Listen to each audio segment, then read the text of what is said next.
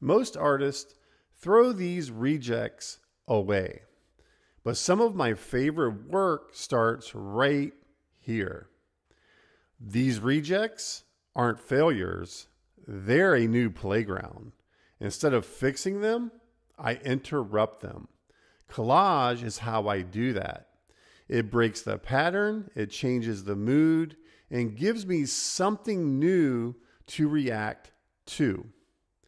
That's where the shift happens from trying to finish something to actually exploring.